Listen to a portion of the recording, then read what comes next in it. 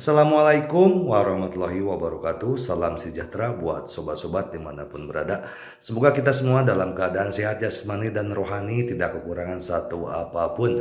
Amin ya robbal alamin. Bab 201-205, kelompok tentara bayaran api merah bercokol di tanah. Ini adalah bangunan terbengkalai yang telah dibaptis oleh perang. Setelah pembersihan sederhana, puluhan tenda didirikan di luar. Xiao Pojun sedang duduk di kursi utama di ruang tamu. Wei Yong dan Li Guobing berdiri di belakangnya.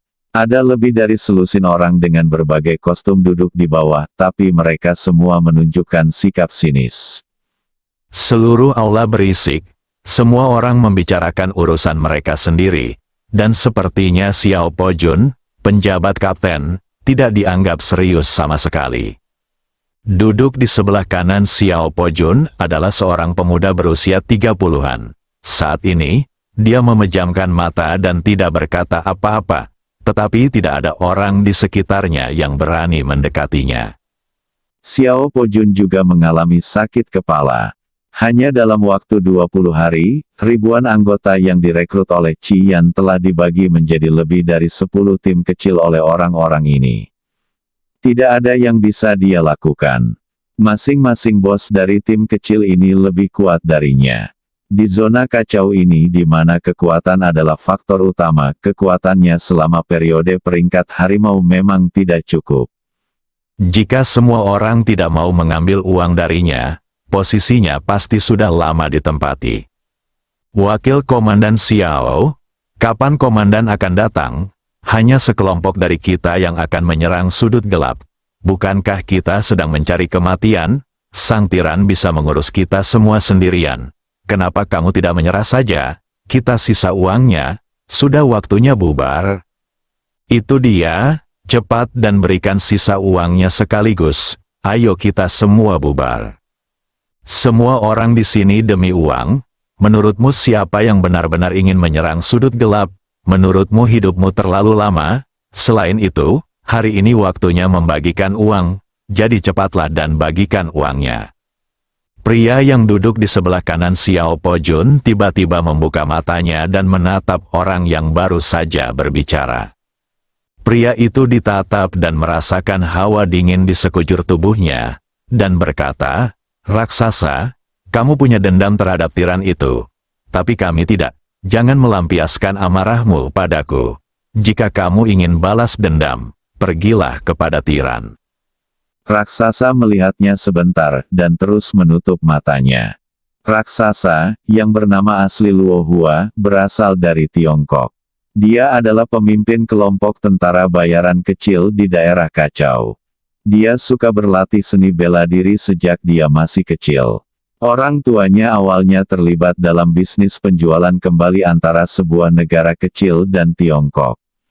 Mereka membeli sumber daya dari tempat-tempat ini dengan harga murah dan kemudian membawanya ke Tiongkok untuk dijual sangat menguntungkan. Namun, lebih dari 10 tahun yang lalu, ketika orang tuanya mengangkut sumber daya ke luar negeri, mereka menjadi sasaran kelompok tentara bayaran. Dia baru saja tumbuh dewasa pada saat itu, dan meskipun dia telah mengirimkan uang tebusan dalam jumlah besar seperti yang diminta oleh pihak lain, orang tuanya pada akhirnya tetap gagal untuk kembali. Jadi dia dengan tegas berhenti belajar, datang ke zona kacau, dan memulai karirnya sebagai tentara bayaran karena dia suka berlatih seni bela diri sejak kecil. Dia menjadi terkenal beberapa tahun kemudian krisis yang dia hadapi selama periode ini. Saat ini, dia akhirnya mengetahui bahwa orang tuanya diculik oleh kelompok tentara bayaran yang haus darah dan dibunuh setelah menerima uang tebusan. Selama bertahun-tahun, dia selalu memikirkan balas dendam. Sayangnya, kekuatannya telah berkembang sangat cepat, dan kekuatan kelompok tentara bayaran yang haus darah telah tumbuh lebih cepat. Terutama Tyrant, yang sudah menjadi master nomor 1 di peringkat naga, kekuatannya di periode peringkat naga diperkirakan berada di depan Tyrant. Dia awalnya berpikir bahwa tidak ada harapan balas dendam dalam hidup ini, tetapi setengah bulan yang lalu dia mendengar bahwa seseorang sedang merekrut tentara bayaran untuk menyerang sudut gelap. Dia bergabung langsung dengan kelompok tentara bayarannya tanpa ragu-ragu. Tapi ketika dia masuk, dia kecewa. Tempat ini hanyalah sekelompok orang. Jika Anda ingin menggunakan kelompok orang ini untuk menyerang sudut gelap, Anda pasti akan mencari kematian. Namun, dia masih menunggu pemimpin legendaris itu muncul. Jika pemimpinnya tidak sekuat dia akan berbalik dan pergi. Tidak masalah jika dia mati, tapi dia tetap harus bertanggung jawab atas saudara-saudaranya yang telah bersamanya selama bertahun-tahun, dan dia tidak bisa menyeret mereka hingga mati bersamanya. Xiao Pojun meminta Wei Yong untuk membawa 2 koper besar. Setelah dibuka, isinya penuh dengan uang, dan kemudian mulai membagikan uang tersebut. Untuk mempertahankan tentara bayaran ini, dia berjanji akan membayar mereka setiap 3 hari sekali. Jumlah tersebut terkait dengan kekuatannya sendiri. Segera, para pemimpin lebih dari selusin tim kecil menerima sejumlah besar uang. Pada saat ini, seorang pria kekar dengan penampilan garang dan bekas luka besar di wajahnya berdiri dan berkata, "Wakil Komandan Xiao, saya sangat ingin tahu berapa banyak uang yang Anda miliki di lemari besi kecil Anda. Mengapa Anda tidak mengambil saja keluar dan membaginya dengan semua orang? Apa gunanya melawan kegelapan? Bukankah kamu mencari kematian?" "Ya," tanda seru. "Keluarkan uangnya." Xiao Pojun juga gugup saat ini. Dia tahu cepat atau lambat orang-orang ini akan mengintip uangnya. Dia juga telah tinggal di tempat ini selama bertahun-tahun dan sangat mengenal orang-orang ini. Selama ada manfaatnya, ia akan terbang dari segala arah seperti lalat. Dengan kekuatannya, dia tidak bisa menggoyahkan orang-orang ini sama sekali. "Mengapa Tuan Lin tidak datang? Jika saya tidak datang, saya benar-benar tidak akan bisa bertahan. Tadinya dijanjikan kami akan datang 20 hari, tapi sekarang sudah hampir 25 hari. Tepat ketika Xiao Pojun kehabisan akal, raksasa memejamkan mata dan berkata, "Duduklah dan tunggu sampai pemimpinnya datang." "Raksasa, hanya kamu di sini yang ingin membalas dendam. Kami semua di sini hanya demi uang. Jika kamu ingin mati, jangan tunggu. Kami kembali. Sekalipun sekuat apapun kamu tidak bisa menghentikan kami semua di sini," kata Scarface. "Aku akan mengatakannya lagi. Duduk dan tunggu pemimpinnya." Tanda seru petik 2. "Kamu." Scarface ingin mengatakan sesuatu yang lain. Raksasa dengan cepat membuka matanya dan menoleh. Scarface merasakan cahaya dingin menghampirinya, membuatnya menggigil. "Saya jelas bukan tandingan raksasa." Ini adalah pemikiran pertamanya. "Oke, kalau begitu aku akan memberimu wajah dan menunggu sampai tengah hari." Setelah Scarface selesai berbicara, dia duduk, dan yang lainnya secara alami mengikuti. Xiao Pojun menghela nafas lega. Lin Dong memberitahunya sebelumnya bahwa dia akan tiba hari ini. "Saya harap Tuan Lin bisa menyusul." Waktu segera tiba pada tengah hari. Lin Dong masih belum muncul, dan Xiao Pojun bisa melihat keringat perlahan terbentuk di dahinya. Menghadapi lebih dari selusin orang yang lebih kuat darinya, bisa dibayangkan tekanannya. Scarface berdiri lagi saat ini dan berkata, "Raksasa, kami telah memberimu cukup banyak wajah. Pemimpin ini bukan siapa-siapa. Kami tidak ingin membuang waktu di sini. Ayo cepat bagi uangnya dan pergi."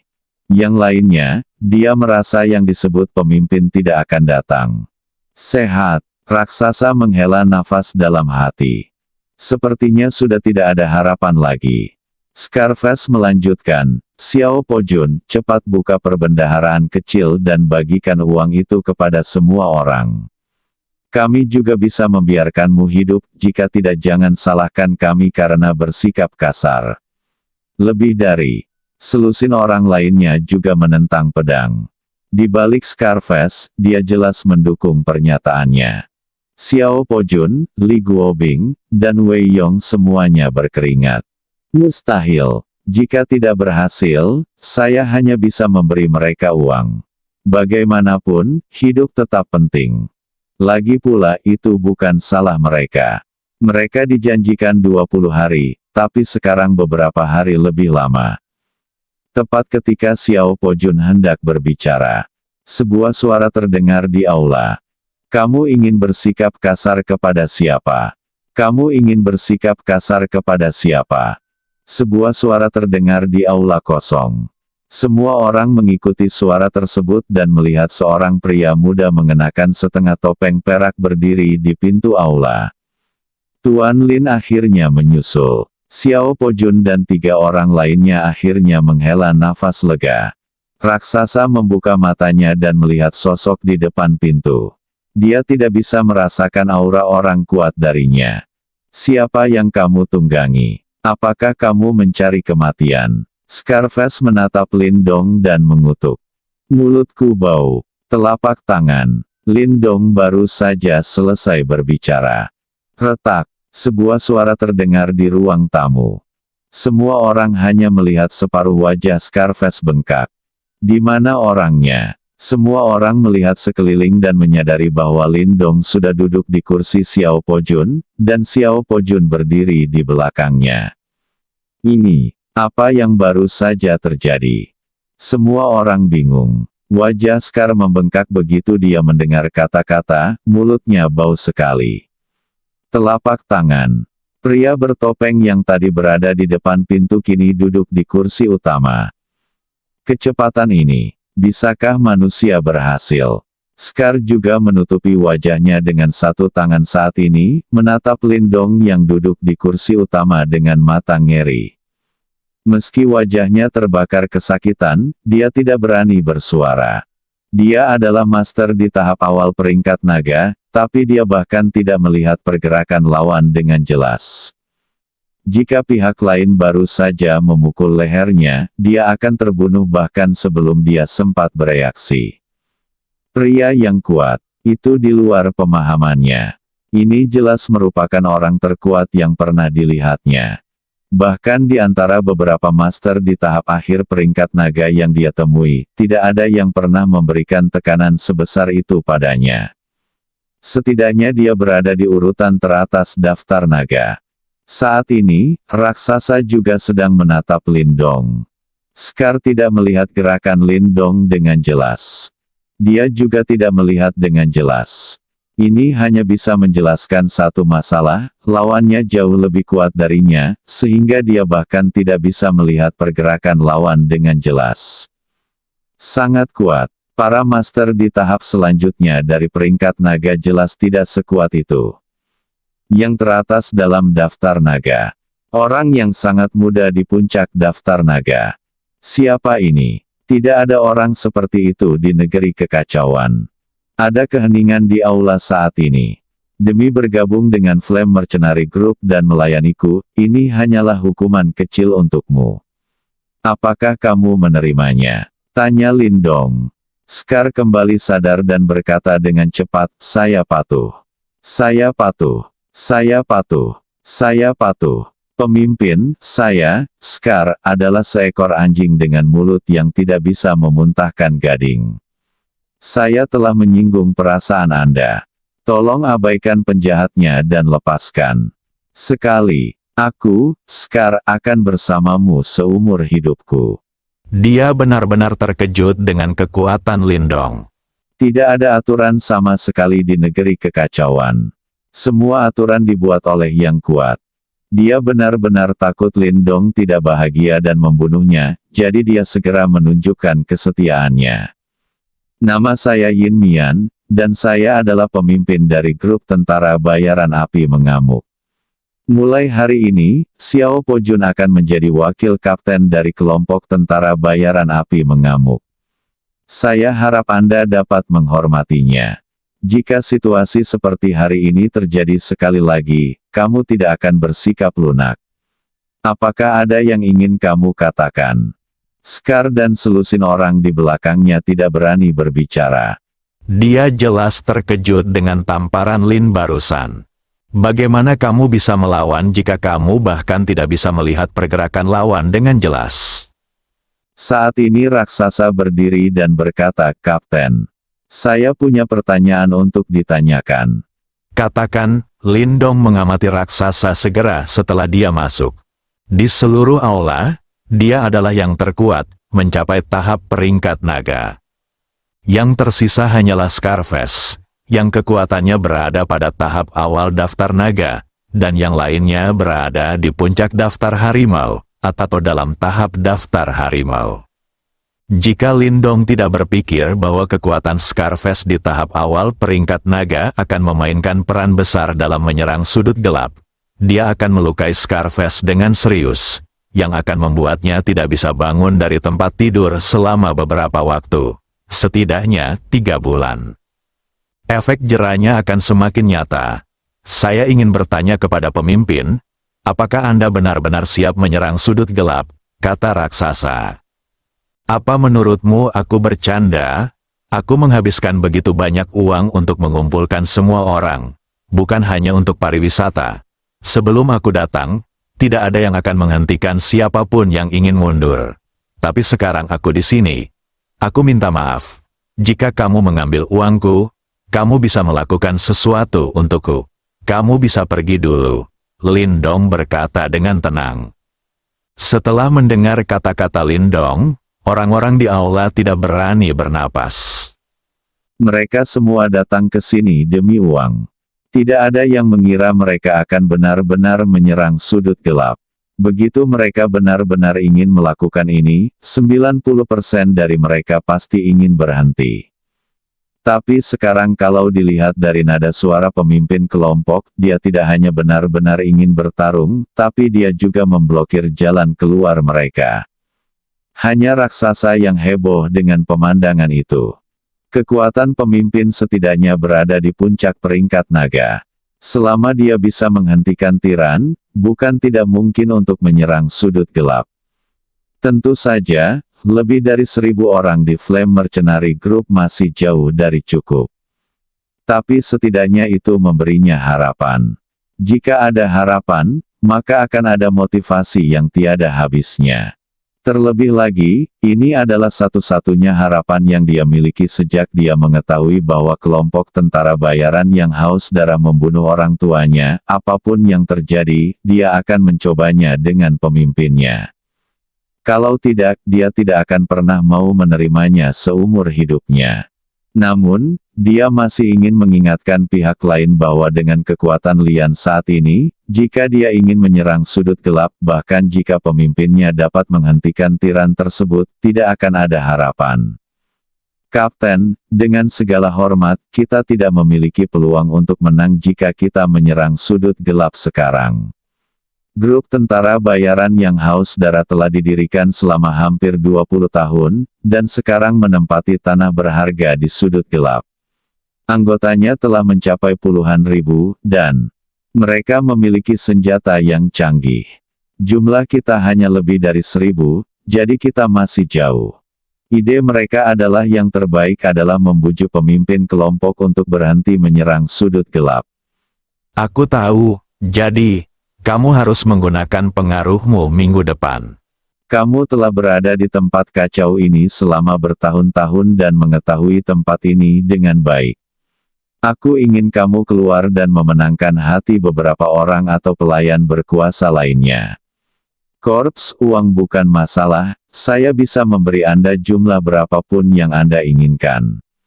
Jika bukan karena uang, suruh saja mereka merebut sudut gelap, sehingga semua orang akan menjadi terkenal di dunia bawah tanah global, dan tiran pasti akan mati. Petik 2. Setelah Lin Dong mengucapkan kalimat terakhir, aura tubuhnya tiba-tiba meledak.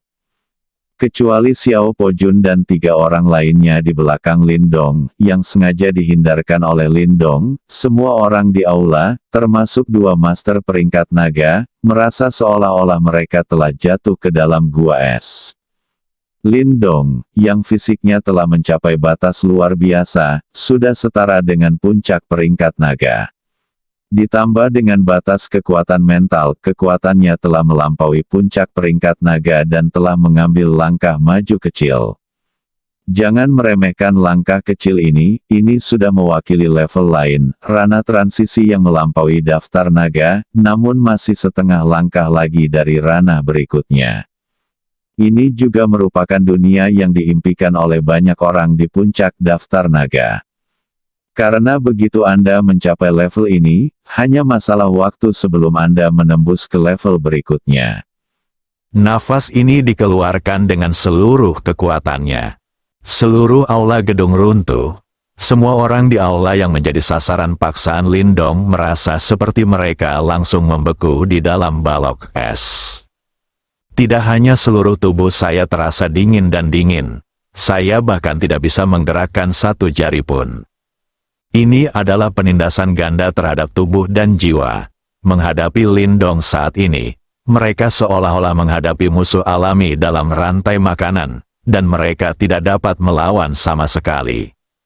Di dunia seni bela diri, meskipun kekuatannya jauh lebih kuat dari lawan, situasi seperti itu tidak akan pernah terjadi.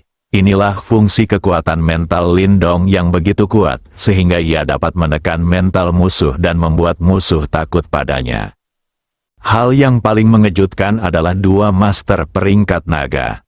Bekas luka sedikit lebih baik, lagi pula, dia baru saja menembus peringkat naga belum lama ini, jadi dia tidak begitu memahami perbedaannya. Dia pikir Lindong sangat kuat sekarang, tapi sekarang dia hanya berpikir Lindong lebih kuat. Raksasa berbeda, dia sudah menjadi master di tahap peringkat naga dan telah melihat lebih dari satu di tahap peringkat naga. Kekuatan yang ditunjukkan Lindong sekarang berada di luar imajinasinya. Tekanan pada dirinya di puncak peringkat naga jauh dari sebesar itu. Mungkinkah langkah apa yang diambil pemimpin tersebut? Raksasa menatap Lindong yang sedang duduk santai di kursi utama dengan mata terbelalak. Jika itu benar, maka pastinya tidak sulit untuk menghancurkan kelompok tentara bayaran yang haus darah. Dia sangat bersemangat saat ini. Berapa tahun dia telah berada di zona kacau, mengalami hidup dan mati berkali-kali, dan tidak mau pulang.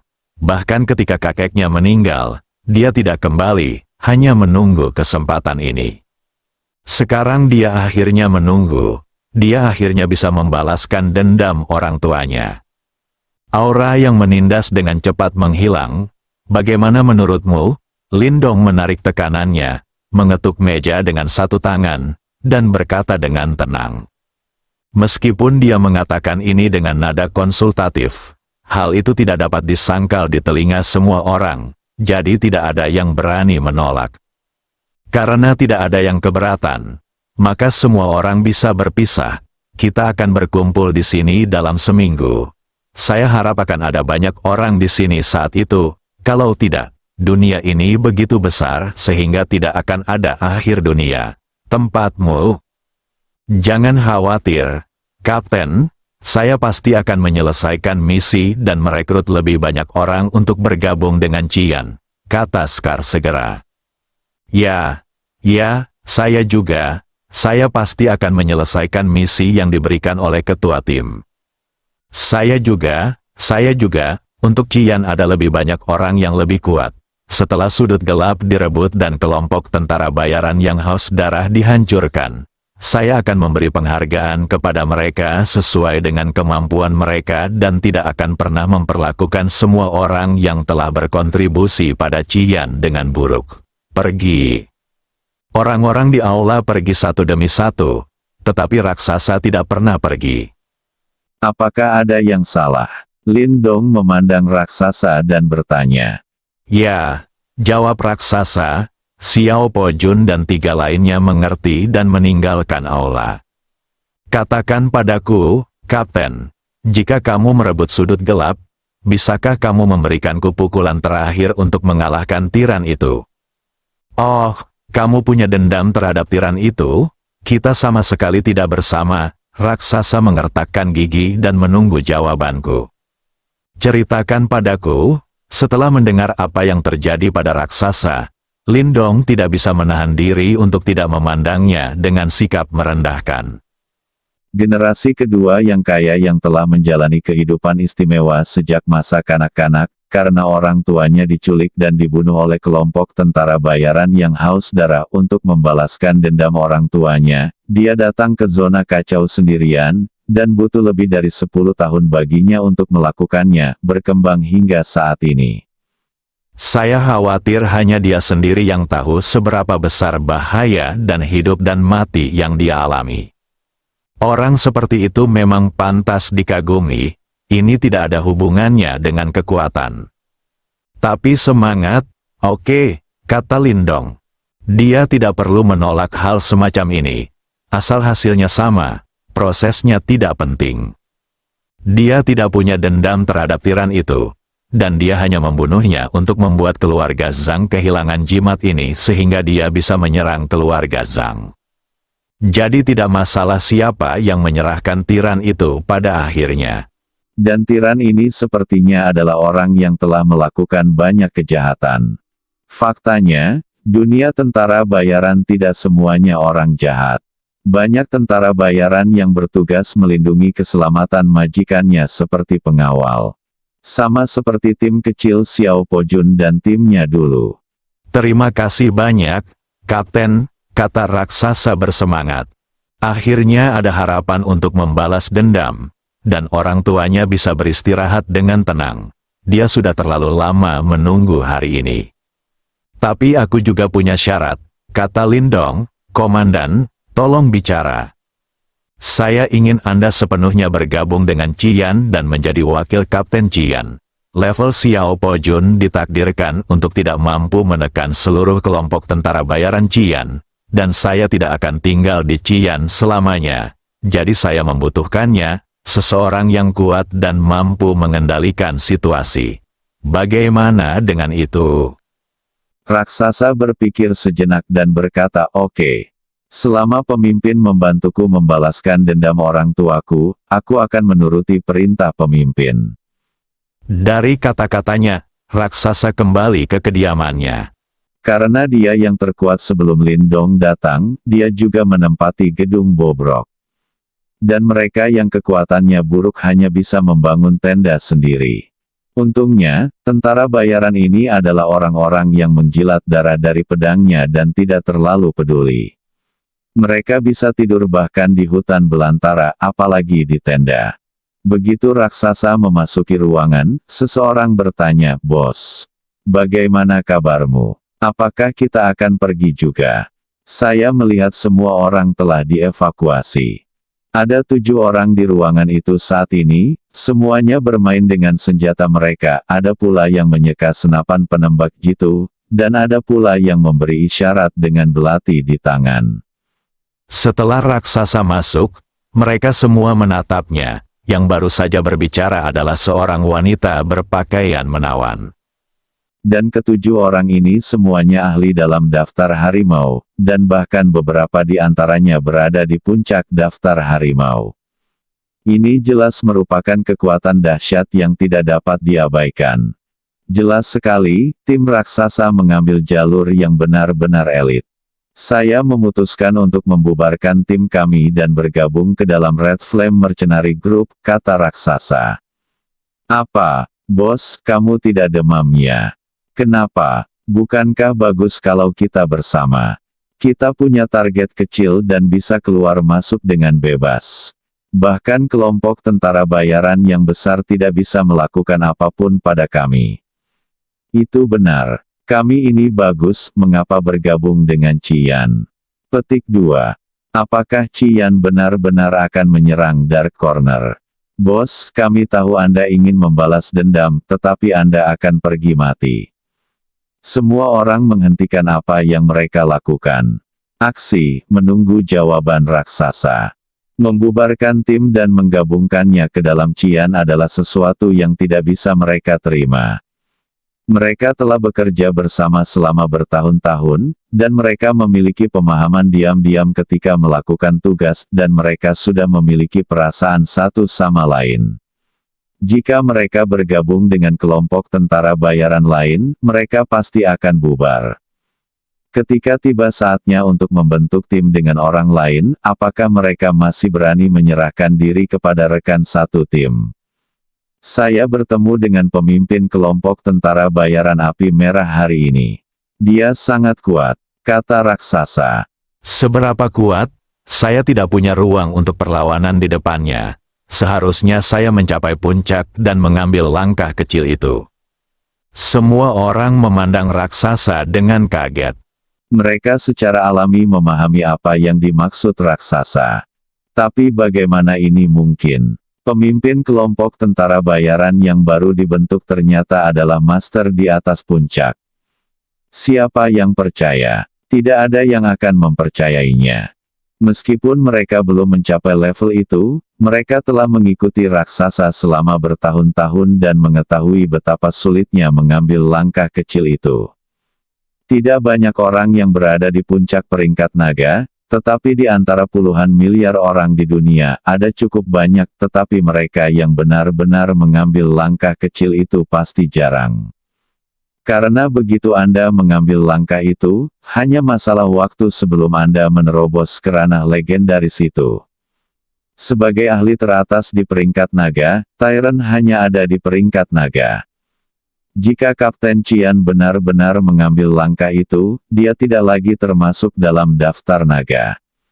Jika ini masalahnya, sang tiran pasti bukan tandingan Kapten Red Flame. Meski perbedaan keduanya hanya selangkah kecil, namun kualitasnya telah berubah. Raksasa melanjutkan, yang lain tidak akan pergi, tetapi akan menyelesaikan tugas yang diberikan oleh ketua kelompok. Kami akan segera berangkat untuk merekrut beberapa orang kuat untuk bergabung dengan Qian. Kami akan bertemu di sini dalam seminggu dan menunggu grup. Bos, apakah Anda benar-benar memutuskan? Setelah kami bergabung dengan Qian, kami pasti tidak akan diizinkan untuk membentuk tim lagi. Kami sudah membentuk tim yang lain. Aku juga. Tanda seru petik 2. Jangan khawatir tentang ini. Setelah sudut gelap direbut dan kelompok tentara bayaran yang haus darah dihancurkan, pemimpinnya akan pergi. Saat itu, saya akan menjadi wakil pemimpin pertama Qian. Saya akan memasukkan Anda ke dalam tim elit. Dan ketika tiba waktunya untuk menempati sudut gelap, semua orang bisa tenang dan tidak lagi harus menjalani kehidupan yang mengembara ini. Mendengar perkataan raksasa, mereka semua mulai merasa sedikit terharu. Jika pemimpinnya benar-benar bisa menjadi wakil pemimpin pertama Qian, bergabung dengan Qian bukanlah hal yang tidak bisa diterima. Dan dengan kekayaan yang ditunjukkan Qian saat ini, kehidupan mereka akan jauh lebih mudah di masa depan. Bos, apakah Anda yakin Kapten tidak berbohong kepada Anda? Setelah menghabiskan begitu banyak upaya untuk membentuk kelompok tentara bayaran api merah dan menaklukkan sudut gelap, dia benar-benar akan menyerahkan api merah kepada Anda. Biarkan Anda menjadi wakil pertama Kapten, lalu dia seperti ini, apa tujuannya melakukan ini? Saya tidak tahu tujuan pemimpinnya. Mungkin dia membenci orang yang haus darah seperti saya, mungkin dia ingin mengambil sudut gelap menjadi miliknya sendiri. Tapi aku yakin dia tidak akan berbohong padaku, dan orang kuat setingkat ini bahkan tidak akan repot-repot berbohong padaku. Kata raksasa serius. Beberapa orang saling memandang dan mengangguk. Salah satu dari mereka berdiri dan berkata, "Oke, karena Anda berkata demikian, pemimpin, maka kami setuju untuk bergabung ke dalam Qian. Tetapi tim kami tidak dapat dipisahkan. Jika tidak, kami tidak akan dapat mempercayai orang lain saat menjalankan tugas. Khawatir, kami tidak akan membiarkanmu berpisah. Selama serangan terhadap sudut gelap berhasil, ini mungkin misi terakhir kami. Maka semua orang bisa hidup dengan damai. Sudut gelap adalah harta karun yang unik uang, kelompok tentara bayaran yang haus darah telah menduduki sudut gelap selama hampir 10 tahun dan bahkan belum mengirimkan misi, kata raksasa. Dia dan orang-orang ini adalah saudara dalam hidup dan mati. Meski wilayah kekuasaannya jauh lebih tinggi dari orang-orang ini, namun dia tidak pernah berlagak atau bertindak sembarangan. Apapun yang terjadi, semua orang mendiskusikannya bersama. Itu sebabnya begitu banyak orang berkuasa yang mau mengikutinya. Di puncak daftar harimau, dia sudah mampu memimpin kelompok tentara bayaran kecil untuk mengambil tugas dan menjadi pemimpinnya sendiri. Tapi mereka semua mengikuti raksasa dengan sukarela. Inilah pesona karakter raksasa. Dia kuat dan tidak sombong. Kecuali tegas saat menjalankan tugas, semua orang biasanya bisa bekerja sama. Dan mereka juga memahami bahwa jika mereka menjalankan tugas dengan ketat, mereka bertanggung jawab atas kehidupan setiap orang. Setelah raksasa meyakinkan semua orang, dia pergi bersama orang-orang itu. Dia juga ingin mengumpulkan lebih banyak orang untuk menyerang sudut gelap. meskipun tiran memiliki pemimpin untuk menghadapinya, masih banyak master di haus darah, dan kekuatan saat ini tidak cukup. Lin Dong memberitahunya sebelum dia pergi bahwa dia bisa menghabiskan banyak uang untuk menyewa beberapa kelompok tentara bayaran besar untuk membantu. Selama tiran itu memiliki seseorang untuk ditangani, saya yakin mereka tidak akan melepaskan kesempatan bagus ini untuk menghasilkan uang dan menjadi terkenal. Dia juga merasa bahwa metode ini sangat layak dan berencana menghubungi beberapa kelompok tentara bayaran besar untuk mengetahui apakah dia dapat meyakinkan mereka. Setelah raksasa pergi, Xiao Pojun dan 3 orang lainnya masuk. Tuan Muda Lin, Tuan Muda Lin, Tuan Muda Lin, kamu telah bekerja keras akhir-akhir ini, kata Lin Dong. Ini bukan kerja keras, tapi jika kamu tidak datang lagi, kami benar-benar tidak akan bisa bertahan lagi. Tentara bayaran ini semuanya bodoh, dan kekuatan kami tidak bisa menekan mereka sama sekali. Jika tidak untuk raksasa, kita pasti sudah berada di sana sejak lama. Gantikan aku, kata Xiao Pojun sambil tersenyum pahit. Apakah raksasa yang baru saja tinggal? Lin Dong bertanya, ya. Sejauh yang aku tahu, dia benar-benar memiliki dendam yang besar terhadap kelompok tentara bayaran yang haus darah. Ya, saya mengerti. Dia akan menjadi wakil kapten pertama Qian di masa depan. Jangan terlalu khawatir. Jika saya tidak di sini, Anda tidak akan bisa menekan Qian dengan kekuatan Anda. Saya hanya dapat menemukan pemimpin stabil yang kuat terlebih dahulu. Zhu Qian, saya harap Anda dapat memahami bahwa Anda juga perlu terus berlatih keras dan berusaha untuk menembus daftar naga sesegera mungkin. Tuan Lin, Pojun mengerti. Dia mengetahui mekanisme kelompok tentara bayaran lebih baik daripada Lin Dong. Yang mampu naik, yang kalah turun. Kekuatan adalah fondasinya. Dengan kekuatannya saat ini, dia hampir sama baiknya dengan pemimpin regu, namun dia sama sekali tidak memenuhi syarat sebagai wakil kapten.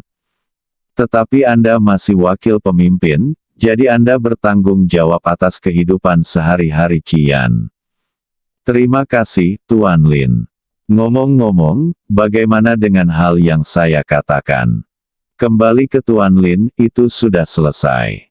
Yang tercanggih di dunia. Senjata akan tiba dalam waktu 3 hari. Oke, kita akan berangkat menyerang sudut gelap dalam 1 minggu. Ya, Xiao Pojun dan yang lainnya pergi. Lin Dong duduk dengan linglung. Hanya tinggal 1 minggu lagi sebelum penyerangan di Dark Corner. Kekuatannya sekali lagi mencapai batas ganda. Berdasarkan pengalaman terakhir, jika saya ingin terus meningkatkan kali ini, diperkirakan 10.000 poin dewa sudah cukup. Artinya, biayanya 1 triliun. Fisik dan jiwa adalah 2 hal. 10.000 poin untuk setiap item adalah 20.000 poin, belum termasuk peningkatan lebih lanjut. Menurut peningkatan puluhan poin sehari saat ini, saya tidak tahu berapa tahun atau bulan yang dibutuhkan.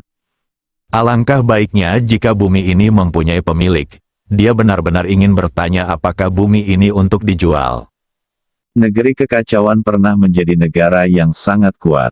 Meski tidak sebaik dua kerajaan besar Tiongkok dan Elang, namun masih jauh lebih kuat dibandingkan beberapa negara lain.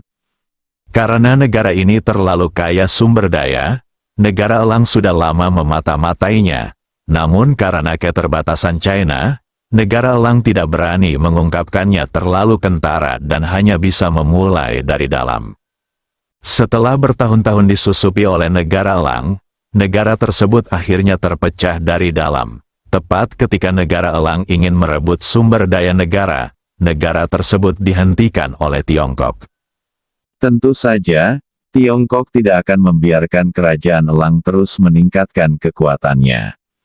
Kedua kerajaan saling membatasi, yang memberikan peluang besar bagi kelompok tentara bayaran.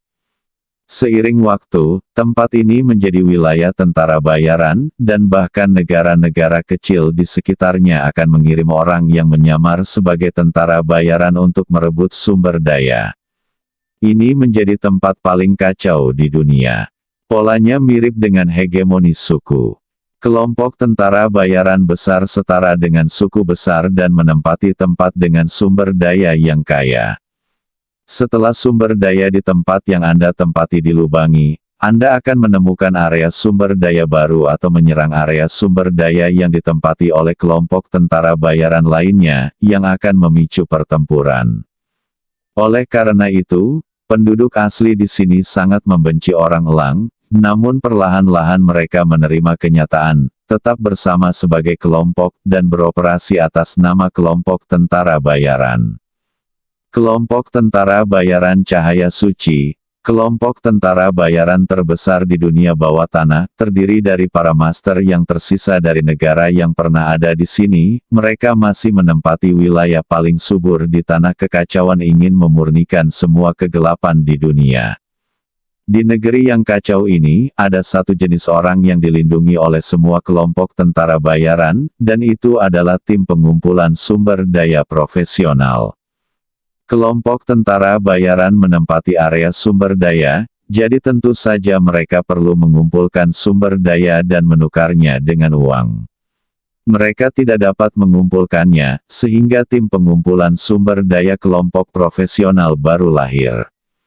Mereka membebankan komisi tertentu untuk membantu kelompok tentara bayaran mengumpulkan sumber daya. Bahkan jika kelompok tentara bayaran yang mereka bantu dihancurkan, mereka tidak akan dirugikan. Karena jika mereka bahkan tidak bisa menjamin keselamatan mereka, mereka pasti tidak akan datang ke sini untuk bekerja. Jika mereka tidak datang, kelompok tentara bayaran tidak akan berpengaruh meskipun mereka menempati area sumber daya. Oleh karena itu, di negeri yang kacau, jika terjadi perang antara kelompok tentara bayaran untuk merebut sumber daya, pekerja pengumpul sumber daya tidak akan terlibat, bahkan jika mereka terluka secara tidak sengaja, sejumlah besar uang akan diberikan kompensasi. Sumber daya yang dikumpulkan oleh kelompok tentara bayaran besar juga harus dijual, yang membentuk area perdagangan di area kacau, disebut juga area stabil. Tempat ini juga dilindungi oleh semua tentara bayaran, dan sumber daya yang dikumpulkan oleh semua orang akan diangkut ke sini untuk menukar uang dan membeli kebutuhan sehari-hari serta makanan. Distrik Anding juga mengumpulkan pengusaha dari seluruh dunia. Mereka mengangkut sumber daya dan menjualnya, lalu mengangkut segala jenis makanan. Banyak pekerja pengumpulan yang akan pergi ke area kandang untuk beristirahat ketika tidak ada tugas pengumpulan, menunggu tugas berikutnya tiba. Kabupaten Anding sebenarnya adalah kota makmur yang terletak di tanah semrawut. Aman, hidup dan sejahtera. Tentu saja, keamanan itu relatif, dan tidak ada tempat yang benar-benar aman di zona kacau. Tempat berkumpul sementara Ciyan yang dipilih oleh Xiao Pojun sangat dekat dengan area kandang, sehingga memudahkan dia untuk mengeluarkan tugas perekrutan dan membeli perbekalan. Adapun mengapa mereka tidak mendirikan tempat berkumpul sementara kelompok tentara bayaran api merah di distrik Anding, itu bukan karena mereka khawatir tentang uang, tetapi karena mereka harus membeli sejumlah besar senjata canggih, dan senjata tidak diperbolehkan di distrik Anding. Jadi mereka hanya bisa mencari tempat tinggal sementara di luar area kandang. Saat ini, Lindong sedang berjalan di jalanan distrik Anding yang ramai.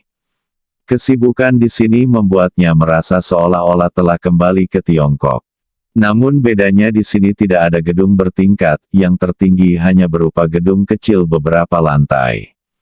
Banyak orang berjualan di pinggir jalan, termasuk makanan, pakaian dan sebagainya super mahal, setidaknya 5 kali lipat dari di China.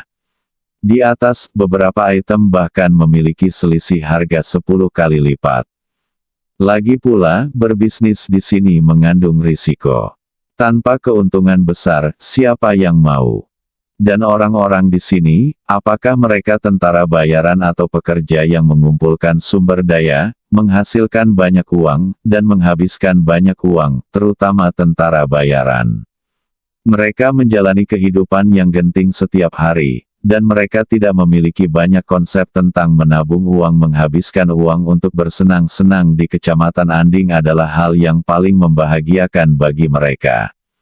Lindong menemukan hotel yang dekorasinya lebih bagus untuk ditinggali. Masih ada 1 minggu lagi sebelum dia berencana untuk tinggal di sini. Lagi pula, dia bukan tentara bayaran dan tidak terbiasa dengan gaya hidup mereka. Hotelnya dalam kondisi bagus, tapi harganya agak mahal. Tentu saja, Lindong tidak peduli dengan tempat ini. Uang hanyalah angka baginya. Mereka yang mampu untuk tinggal di hotel semacam ini di sini biasanya adalah para eksekutif puncak kelompok tentara bayaran, atau beberapa orang berkuasa, karena mereka mendapatkan lebih banyak uang untuk mendukung konsumsi mereka di sini. Dong dong dong. Tak lama setelah memasuki kamar hotel, terdengar ketukan di pintu. Lindong membuka pintu dan melihat wanita cantik berambut pirang berpakaian minim berdiri di depan pintu. "Tuan, apakah Anda memerlukan layanan?" Wanita itu jelas bukan orang Tionghoa. Dia seharusnya berasal dari beberapa negara kecil di sekitarnya, tetapi dia fasih berbahasa Mandarin. Sebagai orang dewasa, Lindong secara alami tahu apa yang disebut layanan itu, tapi dia tidak tertarik. Dia bahkan tidak bisa menahan kecantikan seperti Han Xiun, apalagi wanita yang bebas pilih-pilih. Dia tidak ingin memberikan pengalaman pertamanya kepada wanita seperti itu. "Tidak perlu. Terima kasih," jawab Lindong. Setelah mengatakan itu, dia hendak menutup pintu. Namun, pintu tersebut dihadang oleh lawan. "Pak, kami punya dari semua negara. Jenis apa yang Anda butuhkan? Kami bisa memuaskan Anda." Wanita itu bertanya tanpa menyerah. "Ini benar-benar tidak perlu. Terima kasih. Aku akan istirahat." Lindong ingin menutup pintu, tapi pintunya masih macet. "Tuan, jika Anda menyukai saya dapat melayani Anda secara gratis. Saya jamin Anda akan senang sekali." "Keluar." Lindong melontarkan satu kata yang mengandung sedikit paksaan. Wanita itu tertegun sejenak, jelas ketakutan, dan kaki yang menahan pintu mengendur, dan Lindong segera menutup pintu. Wanita itu sadar, menghentakkan kakinya dengan marah, berbalik dan pergi, dan bertemu dengan teman-temannya ketika mereka sampai di sudut koridor. "Molina, bagaimana kabarmu?" Sebuah suara kasar bertanya. "Gagal." Anak laki-laki itu sepertinya tidak tertarik sama sekali pada wanita. "Menurut pengamatanku, anak itu adalah domba yang gemuk. Kita harus mencari cara untuk menjebaknya. Jika kita membuat kesepakatan ini, mungkin kita bisa hidup bahagia selama beberapa tahun." Tunggu sampai dia keluar malam ini dan kami akan memikirkan caranya." Jelas sekali layanan gratis yang dikatakan Molina kepada Lindong tidak sesederhana itu. Begitu Lindong mengizinkannya masuk ke dalam rumah, segalanya tidak akan sesederhana itu. Tentu saja, beruntung Lindong tidak mengizinkannya masuk ke dalam rumah, jika tidak pria ini akan mati tanpa mengetahui caranya. Meskipun distrik Anding memiliki peraturan distrik Anding, peraturan dibuat oleh yang kuat, dan kekuatan Lindong telah mencapai titik di mana dia dapat mengubah peraturan. Bersambung.